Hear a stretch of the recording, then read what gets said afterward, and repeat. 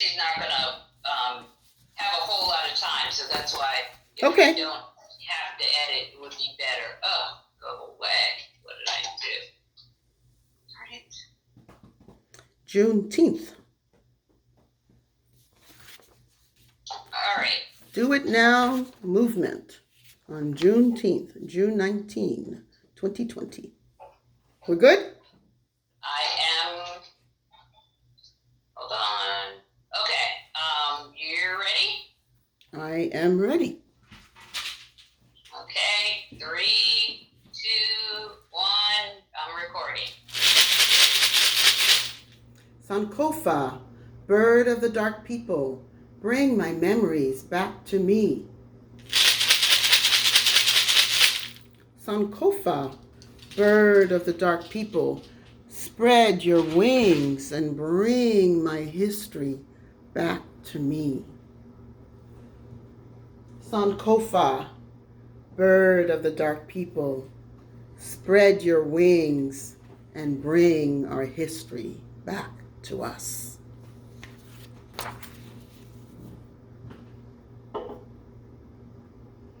Good afternoon, children. I'm really glad to join you today. My name is Edith Michelle, and I volunteer with the National Museum of African Art as a docent and as a griot, a Watoto reader. And so I'm happy to be your Watoto reader today. I call myself ChezMondie, and I'm happy to support the Do It Now movement on Juneteenth.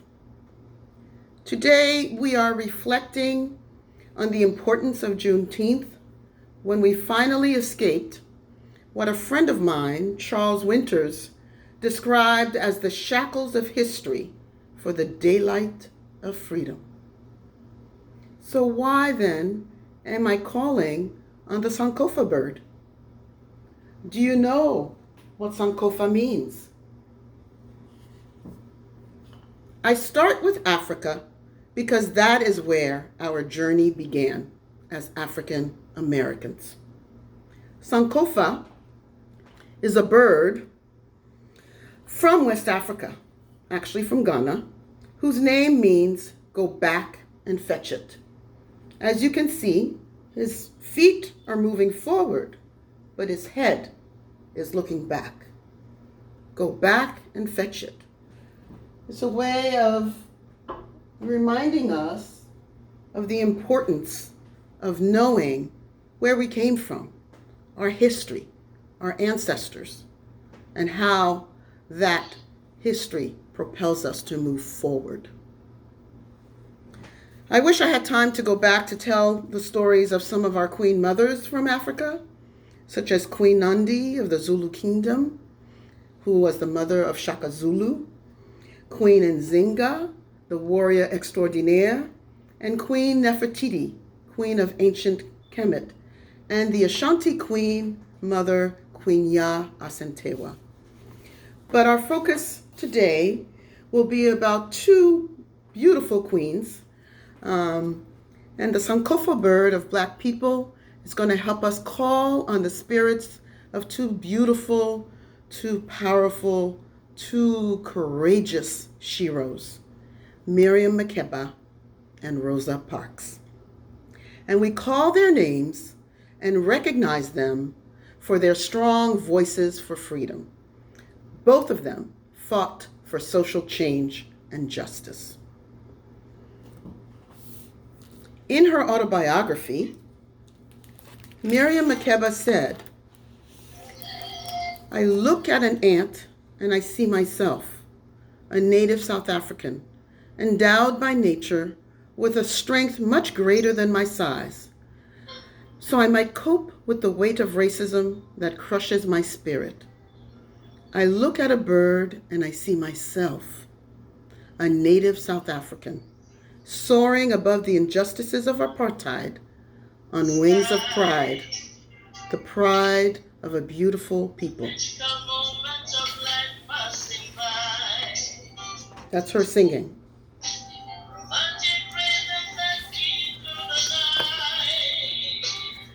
Her nickname was Mama Africa, And the book from which I compiled these notes is titled Mama Africa: How Miriam Makeba Spread Hope with Her Song by Catherine Erskine. She was also known as South Africa's First Lady of Song. That's what Nelson Mandela called her. She was from the country of South Africa and born in a township near Johannesburg in 1932 during the time of economic depression. Her mother was a domestic worker, which meant that she worked to make other people's homes nice and neat and clean. But it was very hard for her mother to earn enough money, and her mother started to sell homemade beer to bring in more money for the house. But the laws of the land at the time said that selling homemade beer was wrong and illegal. So the police sent her mother to jail for 6 long months. Miriam was only 18 days old, but she needed to be with her mom. So even though she was just a baby, she went to jail with her mother, and they lived there for 6 months. And as a little girl, Miriam loved to sing, and it made her very happy to sing because it made her feel very brave and strong, and it brought people together. Here, she is singing in the choir at her church.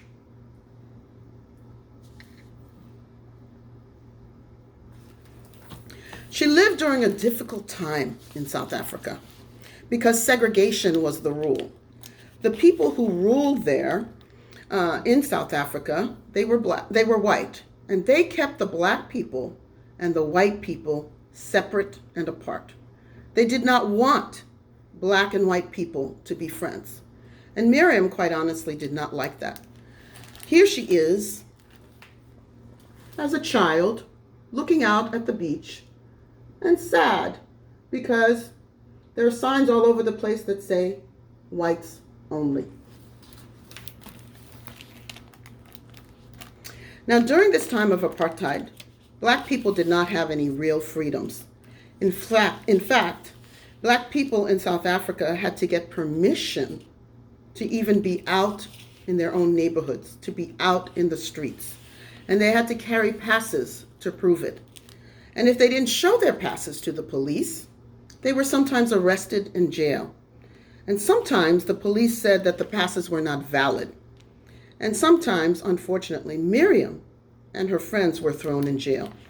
But that did not stop Miriam from singing. So here I want you to see what the pass looks like.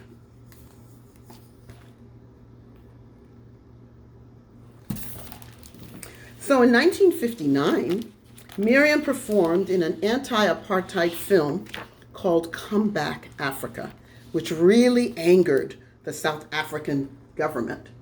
Here she is being filmed.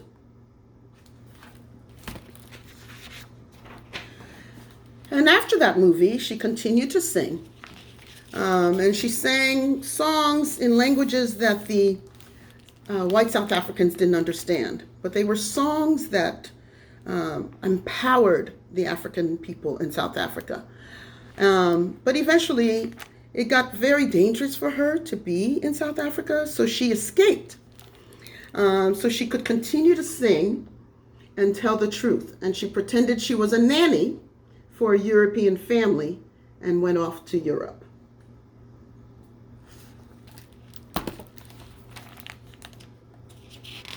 And although she kept singing, which gave her a lot of strength, something was missing in her life. She could not sing in her own home, and her people in her home were not free, and this was very painful for her. But she found a way to help her country by continuing to sing. You can see here, she's sad. She has tears coming down her eyes. So her story is not really just about her singing. Her life story really tells the story of social and racial conditions in South Africa during apartheid. And she was even invited to the United Nations to speak about South Africa. And while her voice sounded like a nightingale, she appealed to the world to do everything they could do to stop the tragedy in South Africa.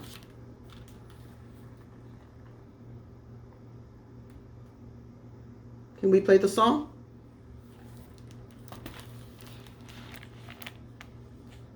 Her voice was small, but as she thinks about her mother, her family, and her people, she finds strength.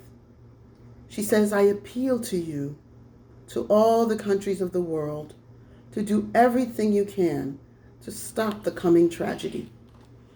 I appeal to you to save the lives of our leaders, to empty the prisons of all those who should never have been there. And she says that because Nelson Mandela was then in prison. And as she speaks, her voice gets louder and louder, larger and larger. And it filled the entire United Nations chamber and spilled into the ocean and wrapped around the world. And what she did was she began a movement that revealed the injustices of the world to the world that were occurring in South Africa.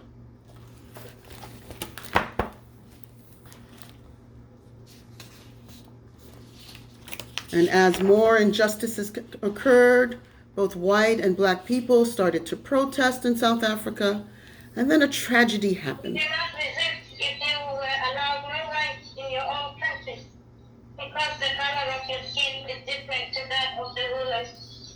And if you were punished for even asking for equality, I appeal to you and through you to all the countries of the world to do everything you can to stop the coming tragedies.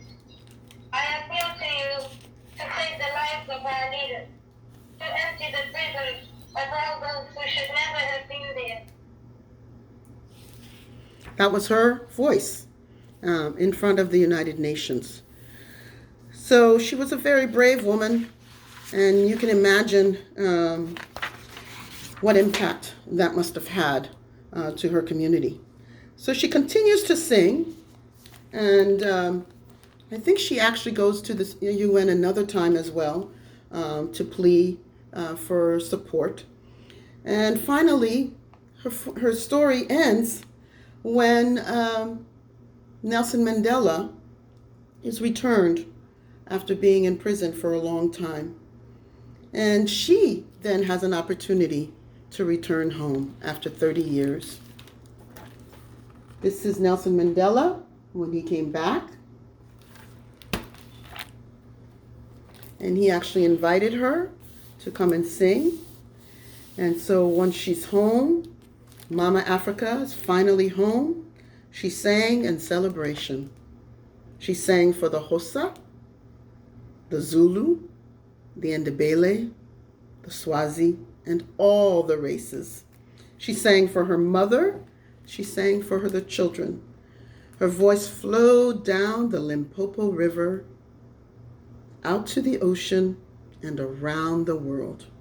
And it even reached up to the heavens as she sang together with her people in Nkosi Sikeleli Afrika. God bless Africa.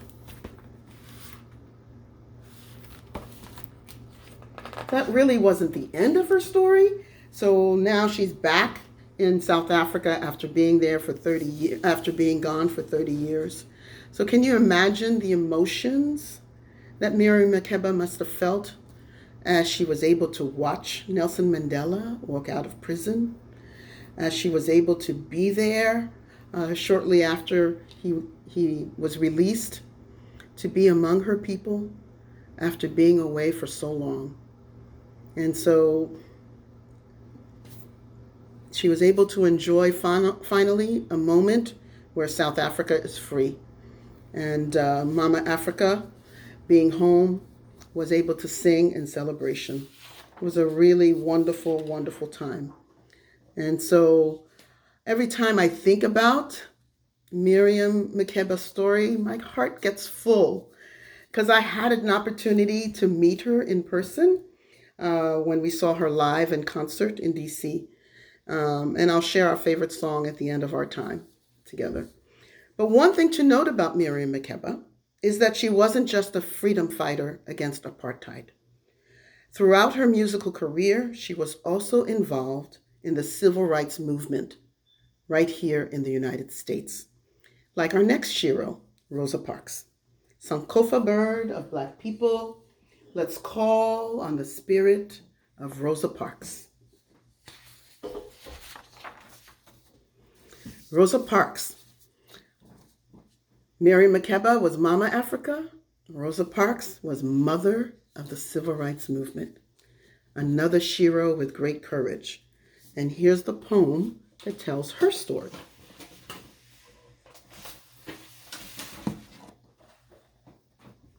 It's called A Protest Poem for Rosa Parks by Abiodun Oyewole. Every day for a long time now, I've been riding in the back of the bus. Sometimes I'm sitting, most times I'm standing. But if you look at my face, you can see my disgust. Riding in the back of the bus. Now today, I'm real tired. Just too tired to move. I done scrubbed floors, washed windows. I even polished old Missy's shoes. The bus driver tells me I gotta give up my seat 'cause a white man wants it and he's just too good to stand on his feet. Something in my gut say I just don't give a darn. This seat I ain't giving up. Too bad with the white man. The white man, he's waiting for me to get up and go to the back. I told him my feet hurt and the back is already packed. You might as well sound the alarm and call the cops because this colored woman has gone mad and she must be stopped. I didn't mind the handcuffs or being in jail overnight. I still felt pretty strong. I guess I knew I was right. Early that morning revealed a brand new day.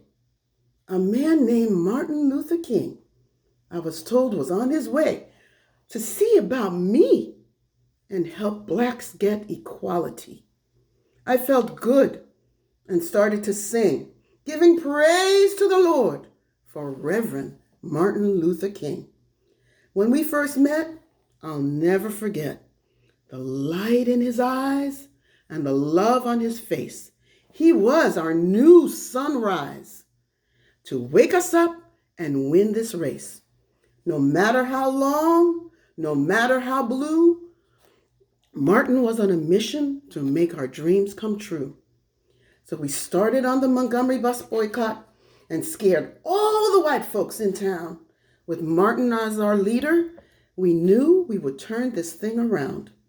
We walked, used carpools, and worked together with victory in mind, having faith that we'd win this battle. It was just a matter of time. The bus company went out of business because we didn't ride the bus. We discovered for the first time the power we had in us. Now, when I look back on that eventful day, I thank God and pray to never ever again let anyone treat us like a slave.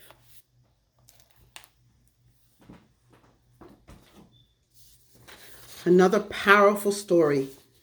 So in December of 1956, Dr. King, Rosa Parks, and other Black citizens of Montgomery, Alabama, paid their fares and rode the city buses once again after protesting for over a year.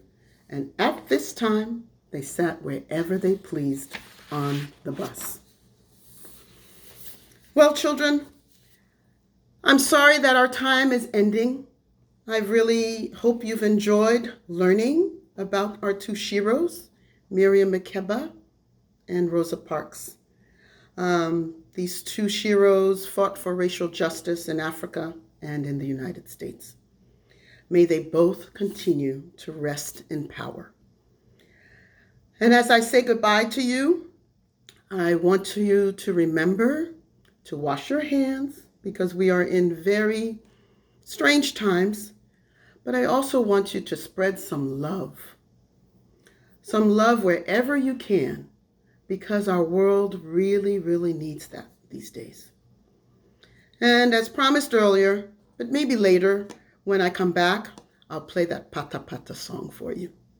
Enjoy the rest of your day, and happy Juneteenth. Thank you. African artist Miriam Makeba.